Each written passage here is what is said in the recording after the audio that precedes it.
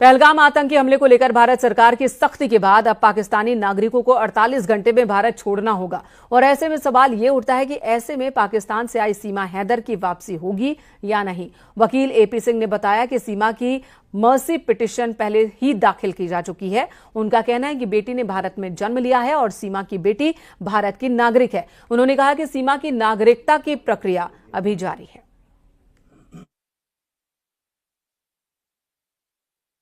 पहलगाम में हुए आतंकी हमले के बाद से भारत ने पाकिस्तान पर कार्रवाई शुरू कर दी और इसी क्रम में भारत में रहने वाले पाकिस्तानी जो शॉर्ट टर्म वीजा पे हैं उन्हें 48 घंटे का समय दिया गया है। लेकिन इन सब के बीच एक सवाल जरूर उठने लगा है। वो सवाल है पाकिस्तान से आई सीमा हैदर को लेकर और इस पूरे प्रकरण में यह सवाल उठा है कि क्या पाकिस्तानी महिला सीमा हैदर अब भारत में रहेगी या वह पाकिस्तान वापस जाएगी। इन सब के बीच न्यूज़ 18 से बातचीत के दौरान एपी सिंह जो सीमा हैदर के वकील हैं, उनका कहना है कि मर्सी पिटीशन पूर्व में ही दाखिल की जा चुकी है और साथ ही क्योंकि सीमा हैदर ने बेटी को जन्म दिया है और उस बेटी को भारत की नागरिकता मिली हुई है।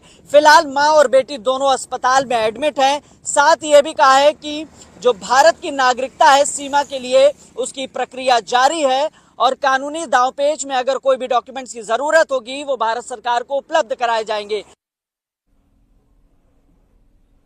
इस वक्त देश भर में लोग गुस्से में हैं। विधानसभा अध्यक्ष सतीश महाना और पूर्व डिप्टी सीएम दिनेश शर्मा ने कहा कि जिन्होंने भी इस घटना को अंजाम दिया है वो बख्शे नहीं जाएंगे। जो धर्म, जो सनातन सर्वे भवन्तु सुखिनः का बात करता है, वसुधैव कुटुम्बकम की बात करता है, उसके ऊपर कुछ अलगाववादी लोग प्रहार करते हैं तो पीड़ादायक है। तो इस प्रकार के अलगाववादी लोगों के समर्थक भी बहुत सारे देखने को मिले हैं। इस समय आज मैं उस विषय को नहीं लूंगा, लेकिन उनके समर्थक भी देखने को मिले। तो इस प्रकार के समर्थन करने वालों को और अलगाववादियों को समूल नाश करना चाहिए। समूल नाश करने के लिए हमारे देश के नेतृत्व के ऊपर हम सब पाकिस्तान के जो पस्त हुए हौसले रहे हैं वो समय समय पर फिर कुछ उकसाने की घटनाएं करते हैं। लगातार डिनाई कर रहा है कि उसका कोई हाथ नहीं। अब ये कूटनीतिक विषय है और हमारा विदेश विभाग बहुत अच्छी तरीके से इसको देखता है और निश्चित रूप में जो दोषी हैं बख्शे नहीं जाएंगे। उन्होंने ये कहा हम भी तैयार हैं।